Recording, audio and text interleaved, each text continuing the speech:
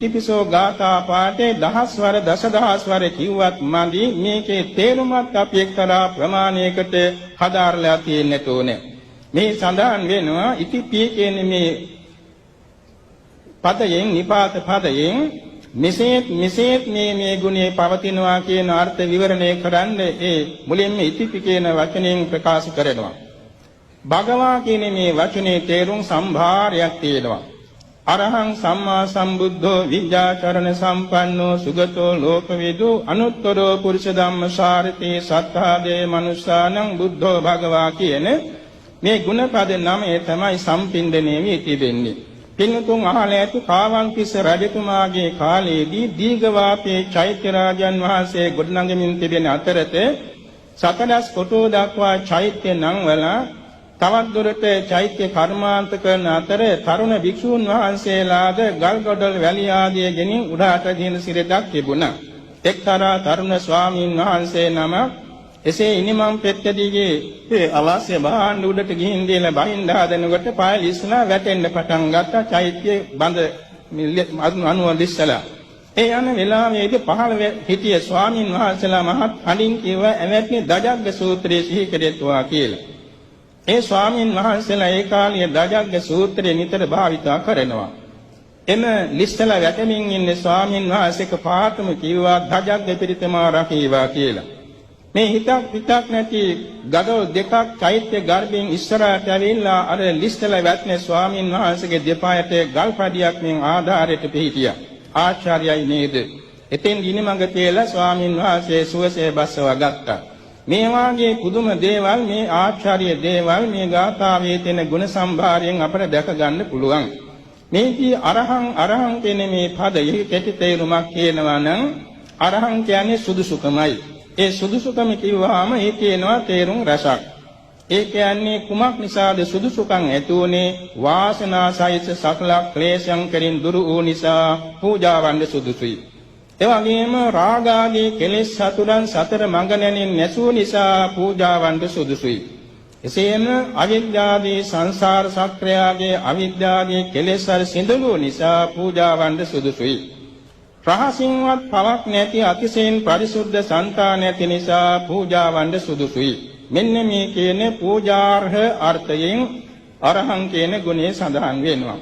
එතන සඳහන් වෙන්නේ 1500ක් පමණ මේ ක්ලේශයන් වාසනා සහිතවම ක්ලේශයන් ප්‍රහාණය කළ බව, කෙලෙස් සතුරන් නැසූ බව, සංසාරේහි තුන් භවයෙහි සැරිසරන මේ සංසාර චක්‍රයේ සිඳලූ බව, එවාගෙම රහසින්වත් පවක් නැති අතිශයින්ම පරිසුද්ධ වූ සංකාන ඇති බව නිසා අරහං ගුණේ සඳහන් වෙනවා. සම්මා සම්බුද්ධ කියන මේ ගුණපදයෙන් ප්‍රකාශ වෙන්නේ සැබවින්ම අතීත අනාගත වර්තමාන තුන් කාලයට ඇති සංකත සරුව ධර්මයන් ඉතිරිවක් නැතුව අතට ගත්ත නෙල්ලි ගෙඩියක් දකින්නාක් මෙන් අතට ගත්ත විදුරු බෝවලියක් පෙරලා දකින්නාක් මෙන් අතීතේන ශ්‍රේකා දකින්නාක් මෙන් ඉතිරිවක් නැතුව සීල ආකාරයෙන් අනුන්ගේ උපදේශයක් නොමැතිව ආબોධ කරගත් නිසා සම්මා සම්බුද්ධ නම් වෙනවා. එහිදී සඳහන් කරන්නේ ලෝක ධාතුවටයි ලෝක ධාතුවටයි වූද ලෝකයෙන් ඈතර වූද ධර්මයන් ආරි සත්‍ය හතරට නම් ආબોධ කර ගැනීමයි. ලෝකයට ඇති සියල්ලම දුක්ඛ සත්‍ය, සමුදය සත්‍ය දෙකට වැටෙනවා. එවැගේම ලෝකෝත්තර ධර්මයන් නිරෝධ සත්‍ය, මාර්ග සත්‍ය දෙකට අයිති වෙනවා. මේ සියල්ලේ තථාගතයන් වහන්සේ තමන් වහන්සේම ආબોධ කරගත් නිසා සම්මා සම්බුද්ධ නම් වෙනවා. විද්‍යාචරණ සම්පන්න කියන මේ තැන මහා කරුණාවයි මහා ප්‍රඥාවයි දෙක කියවෙනවා. ඒ මහා ප්‍රඥාව කොටස් 8කට බෙදී යනවා. විදර්ශනා ඥානය, මනෝමය 이르දි ඥානය, 이르දි වේද ඥානය, දිව්‍ය ශ්‍රෝත ඥානය, පරිචිත්ත විඥානන ඥානය, පූර්වේ නිවාසානුකූති ඥානය සහ දිව්‍යං චක්ෂර විඥානයත් ආශ්‍රවක්ෂය කර ඥානයත් 8. චරණ ධර්ම 15ක් තියෙනවා. ඉන්ද්‍රිය සීල සංවරය, ඉන්ද්‍රිය සංවරය, භෝජනයේ පමන දැනීම, ජාගරියාන යෝගය, සද්ධාව, හිරිය, ඔත්තප්පේ, බෞද්ධතාවය, පරාක්‍රම, වීරිය, ස්මෘතිය, ප්‍රඥාව, ප්‍රථම ධාන 25, ද්විතිය ධාන 14, තෘතිය ධාන 14, චතුර්ථ ධාන 16 කියන මේ 15 චරණ ධර්ම. මේ සමන්විත බැවින් විද්‍යාචරණ සම්පන්න නම් වෙනවා. සුගතෝ කියන මේ ගුණයෙන් තේරුම් රසක් කියවෙනවා. සෝබනෝ ආර්ය මාර්ගයේ ගමන් කරගත් බැවින් සුගතනම් වෙනවා. අජරාමර සංඛ්‍යාත නිර්වාණ ධාතුවට සැපත් වූ බැවින් සුගතනම් වෙනවා. සතර මඟ නැනින් නැසූ කෙලෙසුන් වෙත නැවත නොපැමිණෙමින් ගමන්ගත් බැවින් සුගතනම් වෙනවා. දීපංකර පාදමූලේ පටන් බෝධි මණ්ඩලයේ තෙක් අන්තද්වේ වර්ජිත මැදුම් පිළිවෙතින් ගමන්ගත් බැවින් සුගතනම් වෙනවා. සාර්ථක වූ දේශනා ඇති බැවින් සුගතනම් වෙනවා. සෝබන ගමන් විලාසිතා ඇති බැවින් සුගතනම් වෙනවා. සෝබන දේහ සම්පත් ඇති බැවින් සුගතනම් වෙනවා. මේ තේරුම් වලින් සුගත කියන ගුණය හැඳින්වෙනවා. ලෝකවිදූ කියන මේ ගුණෙහි ස්කන්ධ ලෝකයේ කියලා පහක් තියෙනවා. රූපස්කන්ධ ලෝකේ, වේදනාස්කන්ධ ලෝකේ, සංඥාස්කන්ධ ලෝකේ, සංස්කාරස්කන්ධ ලෝකේ, විඥානස්කන්ධ ලෝකේ. මේ පහට තුන් ලෝකේම අයිති වෙනවා. ඒ සීලම ලෝක තත්ත්වේනුත් එවාගෙම සත්ත්ව ලෝක, සංස්කාර ලෝක, අවකාශ ලෝක, ඒකවෝකාර ලෝක, චතුෝකාර ලෝක, පංචවෝකාර ලෝක, කාම ලෝක, රූප ලෝක, අරූප ලෝක, සංඥා ලෝක, අසංඥා ලෝක, නේව සංඥා, නා සංඥා ලෝක ආදී වූ බොහෝ ලෝක තත්ත්වයන් තියෙනවා. ඒ සියල්ලම සරුවක්ඥන් වහන්සේ චතුරාර්ය සත්‍යයට නම් වෙමින් ආબોධ කරගත් නිසා ලෝකවිදූ නම් වෙනවා. අනුත්තරෝ පුරුෂ ධම්ම සාර්ථී කියන මෙයින් හැඳින්වෙන්නේ සීලයෙන්, සමාධියෙන්, ප්‍රඥාවෙන්, විමුක්තියෙන්, විමුක්ති ඥාන දර්ශනයෙන් තමන් වහන්සේට වඩා උතුමෙක් නැති බැවින් අනුත්තර නම් වෙනවා. එවාගෙම ලෝතුරා බුදුවරයන් වහන්සේලාට පමණක් සමවන බැවින් අනුත්තර නම් වෙනවා. රූප විලාසයෙන් කාටවත් සම කළ නොහැකි බැවින් අනුත්තර නම් වෙනවා.